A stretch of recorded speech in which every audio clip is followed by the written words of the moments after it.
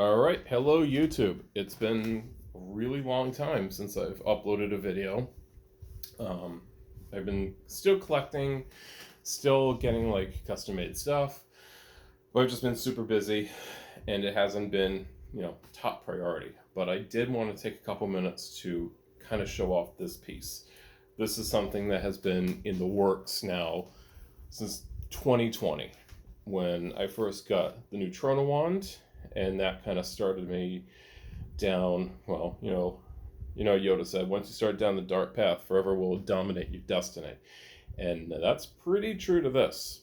So this is my brand new custom made 1984 style Proton pack, and for anybody who's been with the channel for a while knows that I have featured previously my Anovos Proton pack, as well as my girlfriend's highly customized Spirit Halloween Proton pack. But this is my brand new me pack. This is it. This is kind of what I would call sort of my dream Proton pack. So, like I said, started off in 2020 when my good friend and constant collaborator Halliwax from Halliwax Basement Builds gave me for my birthday the Neutrona wand that you see on this pack. The wand, is a Generation 3 throwing chicken Neutrona wand, and he bought it because he hated the wand that came on the Anovos pack. And just, every time he looked at it, I would always hear, I hate that thing. So he decided to give me a new one. And then he started talking me into just making a new Proton pack because that's what he does. The running joke is that he likes to spend my money. So I started looking into different options. Initially I wanted to go GB fans for the shell. And when I looked, sure enough, there are no shells available in, I think, 2020 still at this point in time. So that's okay. I'm just going to start searching for other parts, and I'll collect it a little bit at a time, and eventually when I'm ready, I'll build it. Or should I say, I'll make him build it. See, I spend the money, he does all the work. So that's how that relationship works. So I did just that though. I started collecting the parts. I purchased a lot of GB fans parts. Of course, GB fans super reliable in the fan community for good parts. Maybe not always 100% accurate parts, but good parts. And little by little, I started just collecting one piece at a time. I got resin parts of the pack, so resin ion arm, resin beamline and filler tube and HGA and all that stuff. So I had all these parts. And then it got to the point where I had nothing left to buy but the shell. And at the time, there was nothing available. There were no shells that I really liked. So that left me in a little bit of a pickle. I looked into some of the more popular vendors. I looked at Ben of Kent Props from the UK, and I liked his shell, but it didn't really have the features that I wanted in a Proton pack. So what do I mean by that? I like props that look really beaten up. I like them to have that screen used, bashed together look. Like when you hear about the making of Ghostbusters, they made these things in a matter of weeks. I wanted to have that look. A lot of the other shells that were available just looked too perfect, too clean, and it just wasn't what I was looking for. So I kept looking, and I eventually came upon a seller, first on eBay, and then I found him also on Etsy. His name's Tom Morse, and he has storefronts on both of those platforms called Positron Props. And his shell really looked like what I wanted. Up close, it has a good amount of texture, but it doesn't feel like it's just been sprayed on. A lot of times I'll see Proton packs that are textured, but they'll look like the texture has been sprayed on. This actually reads like it's part of the mold. So the only problem with that shell was it didn't come with a motherboard, and it didn't come with an N filter. And because he was going for a really high level of screen accuracy, his cyclotron doesn't have a cutaway for the N filter. And the only N filter that was available was GB Fan's aluminum N filter. So that's a whole nother issue. But after going back and forth and bothering him multiple times about how parts would fit, and him being gracious enough to answer my questions, I finally decided, okay, this is the shell I'm going to get. So I got it, and I think I got it in the mail around December, and it's just been kind of sitting in my bedroom ever since. When I got it in, I just kind of fell in love with it. It was everything that I wanted. It had the texture, it had the asymmetry, it had, visible nail heads, it had scratches, it had everything that I wanted from a shell. So I decided, okay, if I'm going to do this, I'm going to do it right. So I went back to GB Fans, and I went and I purchased all of their aluminum parts to go on top of it. So the ion arm, the filler tube, the beam line, the booster ladder, the HGA. It's all aluminum on here. I also went to Max Factory, who is a licensed Proton Pack part seller, and they had at the time a couple legacy parts available. So that's the bumper and the booster frame. So I grabbed those. And I started, and again, it started me down yet another dark path. This time I tried to get things that were accurate to the screen use parts. Like I said, GB Fans has a lot of really great parts, but they're not necessarily accurate. I think a perfect example of that is the Legree elbows that they sell. They sell modern SMC elbows, which are, I believe, what was used on the Proton packs in Ghostbusters Afterlife. But in the 1984 original Ghostbusters, they used Legree Gen 1 4mm elbows. And they had a very specific look to them, and it's really impossible to find good replicas of them. You can get replicas, but they're oftentimes 3D printed, and it didn't fit the aesthetic that I was looking for. I ended up messaging another Etsy seller, GBHQ Parts Depot. If I got that wrong, I'm sorry. Just to see if he happened to have any Legree elbows hanging around. I had been purchasing items from him for a while for a Ghost Trap build that I would have, for the Spirit Halloween Proton Pack, and he always has a really good selection of bits and bobs for your Ghostbuster builds. I don't know where this dude gets his stuff, but he gets it. And he messaged me back and he's like, yeah, I have 3 Gen 1 Legree elbows, but they're a little bit bigger. So I think they're like 5/16 instead of 4mm. It comes out to being a difference of just about 1mm. And I said, you know what?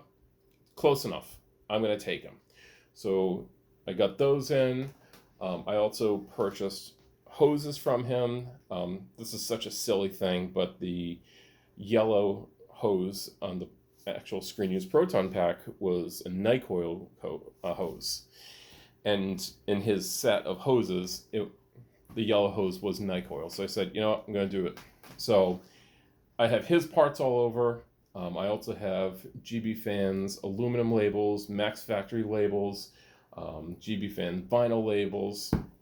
So I'll point all that out, but I kind of want to start talking about the functionality. One of the reasons that I wanted a new Proton Pack was my old Novos pack. I didn't think about using it for anything other than display. I thought, you know what, I'm going to have it in my living room. It's not like I'm going to be wearing it out. I don't care about like sound and stuff like that.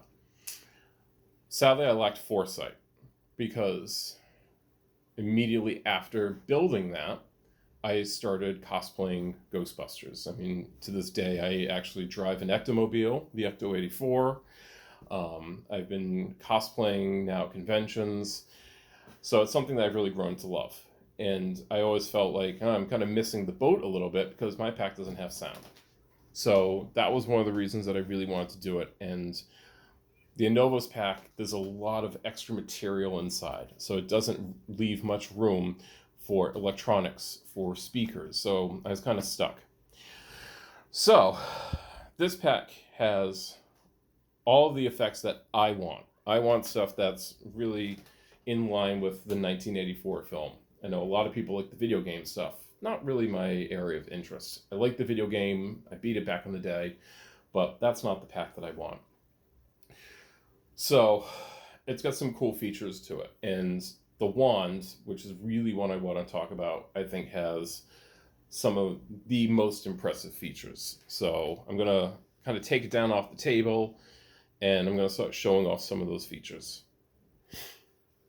Okay, so it's down on the floor, because honestly having it on the table is making me nervous. So it's powered by a good old blue brick inside of it, which is kind of a pain in the butt, because every time I want to power it down, I have to pull the whole shell off. And in fairness, Halliwax warned me about that, and I wanted to have that unbroken suspension of disbelief. So I said, no, let's keep it inside. I know it's a pain in the butt, but I think it's just what I need to do. So on the underside, you can't see it, but there's what's called the charge plate, which again was on the screen use packs, and you don't always see it on replicas, but it turns the power on from the blue brick. So the blue brick is already on inside, but then you have to also turn that external power switch on. So I'm going to go ahead and do that. I'm going to try to. I just got the stand in, so I don't know how well I'll be able to get it.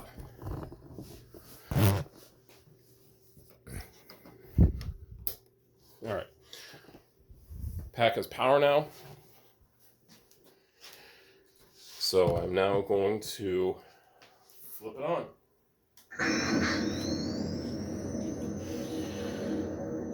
And there we go. So, in traditional me form, once I decide that I want to do something, I'm really going to do it.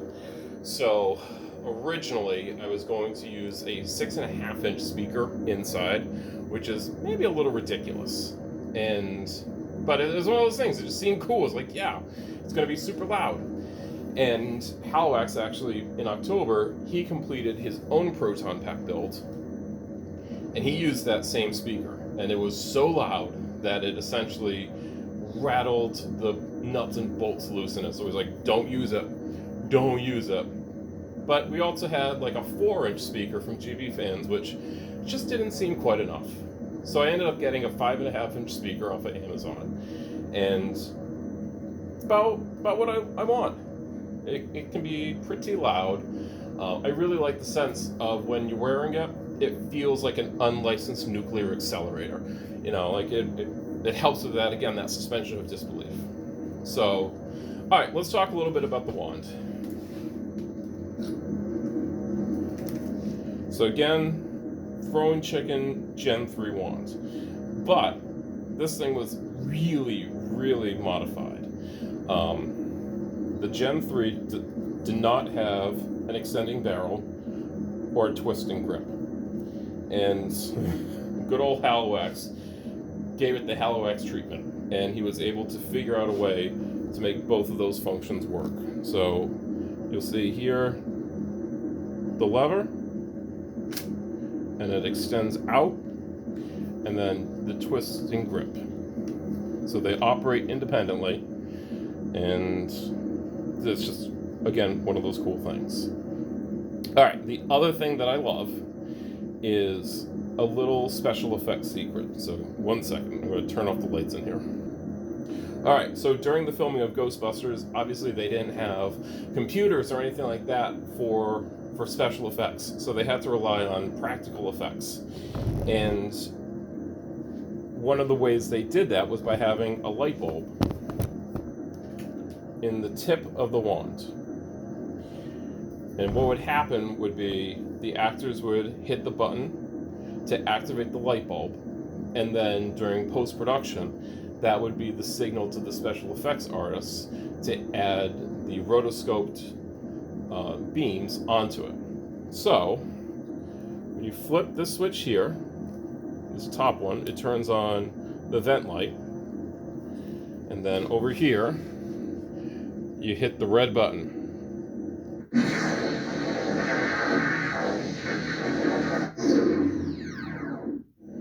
I'll show you that again.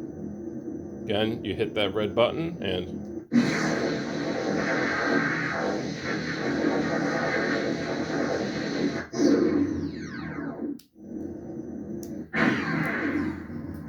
so what was added to this was the ability to have that little pop, that flash of light when you hit that red button. Now, when you hit the regular intensify button, that does not happen. That just will activate the wand like normal. But again, when you hit it with the red button with that vent light on, that's when the fireworks really start. And again, it's just one of those fun things. You don't see it all the time. Halliwax put it into his Proton pack. And of course, I was a pain. And I said, can I have that in mind, please? After he had finished the wand. So I'm probably off of his Christmas list for a little while, but what are you going to do? So I'm going to do a little walk around of the pack.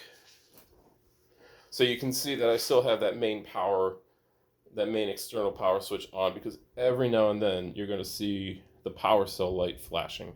So that indicates that the battery's on and the main pack power is on as well.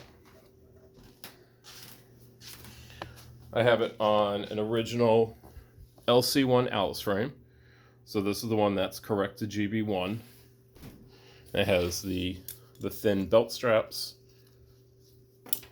with the kind of frightening plastic connectors.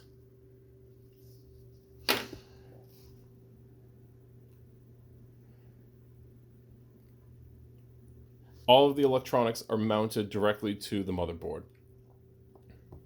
So that way, when I do have to access them, all I have to do is remove the shell and everything sits on there.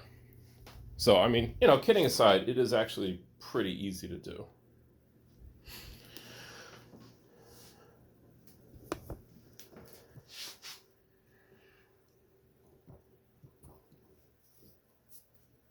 For some of the details, it uses Max Factory dry rub transfers that you see a lot on the wand. So the intensify and activate buttons, those are all dry rub transfers. The details over here and underneath the switches, those are dry rubs. And on the side as well, which you can kind of see here. Now, keep in mind, everything on here is kind of intentionally wonky because I like that look.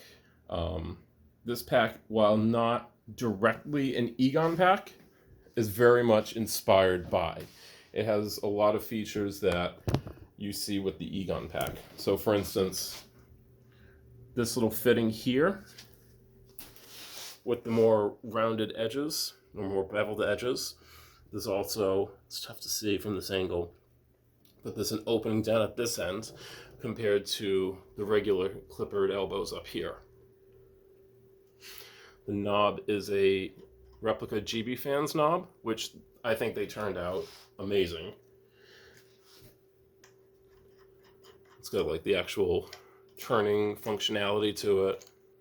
So super happy with that. There's a little bit of a close-up of that Max Factory Legacy booster ladder or frame.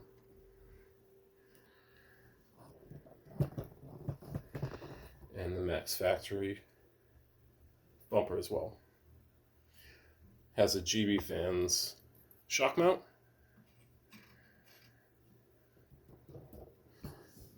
And there's some writing detail on the tube there. The resistors are all accurate vintage ones.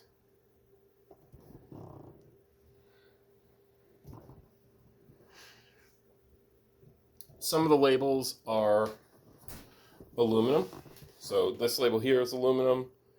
The label at top is aluminum. And the label on the side of the HGA.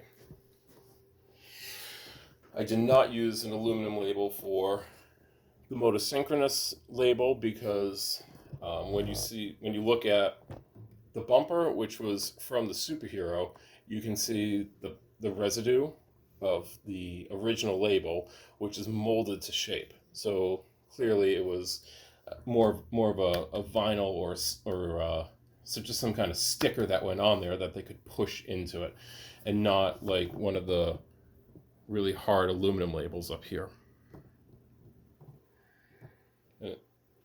This has real modern clippered valves. Like the Egon pack, I used two R701s. One here, and then one up here.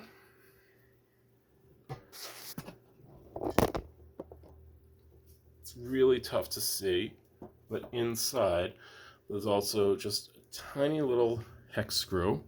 Again, that was the detail that you would see on Egon's pack. None of the other packs had that besides his. It's going to be really shaky, but I'm going to pull this off the camera mount. There you go. So I wanted to be able to come in a little bit closer so you could see some of the baked in texture on the pack. Like I said, it is definitely not as pronounced as you see on packs that have had it applied topically, but I think it has just a much better look to it, and when it catches the light, it really pops. In the back of the shell, the texture is much heavier. You can see as we go up some of that texture on the crank generator. And if you look up here, you see those two tiny little nail heads, which again were present on the actual pack. Swinging around to the side. It's tough to see with this lighting, but there's a kind of cross-hatched marking inside here, which presumably was from the molding process. So the motherboard was cut out by Halliwax, and that was a whole custom job. He had to trace the shell and cut it by hand, and he had to do the same thing with the end filter. So the end filter was the GB Fans aluminum end filter, and that was one of the first things that we tried to do because we knew that was going to be just an absolute pain. But I think it all worked out. You'll notice that there isn't a ton of weathering on the pack because the look that I'm going for with this is more akin to the early part of the film, like in the Cedric Hotel. And if you really take a look at the packs, they're surprisingly clean. There is not a whole lot of wear and tear to them yet, other than Ray's shock mount falling off. But you don't see a lot of scratches. You don't see a lot of dirt. Whereas toward the end, once they're at Gozer's temple, very different. Like the packs are just covered in junk. So I figure over time, over usage, it will acquire natural weathering, and I'm okay with that. But right now, I have that much cleaner look. It actually looks a lot like the Omni pack. That's the Proton pack that you see during the montage on the cover of Omni magazine. I think Winston ended up using that Proton pack too. So it has much more of that look to it. But like I said, I like that. And I like that over the years, it's going to acquire its own wear and tear because it really is supposed to be my Proton pack. Like I said, it's not supposed to be any particular Ghostbusters pack. It was heavily inspired by Egon's. At the end of the day, this is my Proton pack. So I want it to get weathering from me and from me using it at cons and taking pictures with people. So that's it. I'm super excited to have this. Oh, one last thing. The ribbon cable. This is by another Etsy seller, Wire Fauna. So he'll do like limited runs on his cables. So I had to just watch for that and refresh until he posted it. But anyway, so I hope you liked it. I hope you think that the Proton pack turned out as well as I think it did. It's really everything that I wanted from a Proton pack. It has all the features that I like, that I wanted to impact the electronics, the way the electronics work. There's really nothing that I'd want different about this. So if you like it, please leave a comment, like, subscribe, all that good stuff. And, maybe I'll start posting a few more videos because I definitely have some good new stuff. Thanks for watching.